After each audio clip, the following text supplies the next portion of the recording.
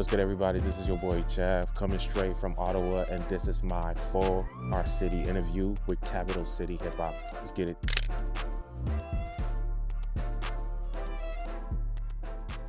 How it shaped my musical journey, I think it gave me a lot of language to work with, a lot of foundation to work with. So just growing up in Congo in South Africa, it gave me a lot of things to play around with, just different music, different ears, different sounds to kind of take in. As I'm like looking for samples, as I'm looking for like drum patterns, and just like working around with different beats and different producers, I'm able to kind of have like a different ear to music just because of my musical background, just being from the Congo and being from like South Africa, where the tempo of the beat is very different. Congo really makes music for like parties and environments, where South Africa makes music for like vibes and stuff like that. And I just bring that to hip hop and just kind of bring all of my different influences together and just try and make my own sound with it. What inspired it? First of all, like getting the job at Staples was kind of like I got it in 2021, and I got that when I was like in school, just to kind of like I was doing school full time and then working at Staples part time. And at that time, I was kind of like not doing music at all. So it was just kind of like me just trying to be normal and trying to like kind of come into my own as like a young man in this world and whatnot. I think 2022, after I started like doing music seriously again and just kind of like uploading TikToks and like reels and all those stuff. And like the music started to pick up, and I started like building a fan base of like supporters and just people who wanted to listen to my music and stuff. I got to a point where it was like I outgrew a lot of my environment, and Staples was one of them. So it was like I gotta focus on the music full time to really grow and to really get to like to that next level. I didn't really think too much of it at the time. Also, I was just kind of like, yo, this is like the next phase of my life. Music is gonna be what I do forever. So let me just lock in. I'm a big fan of like concepts and coming up with ideas first before I dive into like the music.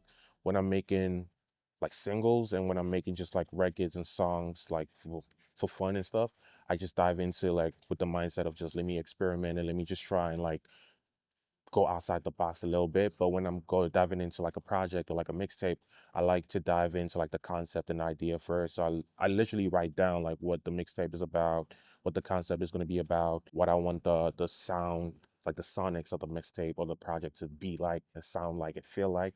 And then I dive into like who can I bring into like this world, this ecosystem that I'm trying to build with this music.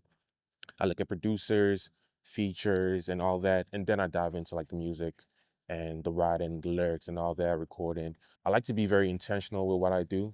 So every time I do projects and like music projects, I don't know, I just feel like projects should be something where you kind of say something. It shouldn't be very loose. It shouldn't be like nothing. It should be substantial. It should be like something of substance. So that's what I like to do with my music projects. Dive into the concepts, lock in on the concepts, and then dive into like making of the music. Ottawa is an interesting city because it's not, I wouldn't define it as like a hip hop city. I'll define it, it's very laid back, it's very chill. There's not much of like a hip hop scene, but like the guys that are like in the scene and doing the thing are very like passionate about hip hop. So it's one of those places where if you are like a hip hop head and like a just like somebody in hip hop, it forces you to really lock in because there's not much happening around it. So you really have to lock in Ottawa.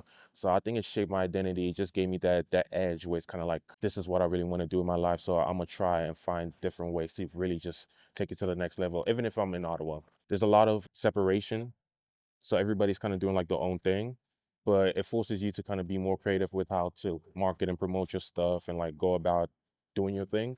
So I'll say it shaped my identity, just making me better at what I do.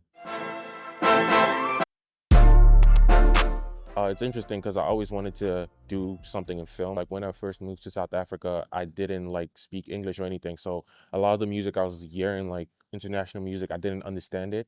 It just didn't make sense to me. I only knew like the rhythms and like the bass and like the beats and everything. But I'd watch the music videos and I'd be like, yo, this is kind of crazy. So I fell in love with the visuals first before I fell in love with like the sonics. And ever since then, I think I've been filmmaking and music has kind of been like hand in hand for me. Like when I think about film, I think about music. When I think about music, I think about the visuals that come with it. Like my music, especially how I dive into like projects. Back to like the other question is like I think visually, so I'm looking at the world around the music. I'm looking at the music videos. How's that gonna look? How am I gonna show up on stage? How's that gonna look? Set designs and all that, cover arts. And I'm big on just like visual identity and how that is how I approach that. So filmmaking for me is like very big. It's like hand in hand with the music. It's like I don't think you can have one without the other. So that's filmmaking for me, you know? Yeah, it's been crazy. When I saw the story, someone sent it to me and I was like, he posted it like 23 hours ago before I saw it. So I was like gonna miss it, just slightly gonna miss it. And I saw it and I was like kind of in shock. I was kind of like I didn't know how to react to that because I was like, oh, that's kind of crazy. And I remember just kind of like processing it and just like sending it the screenshots to like different people, and people were like, yo, that's kind of crazy.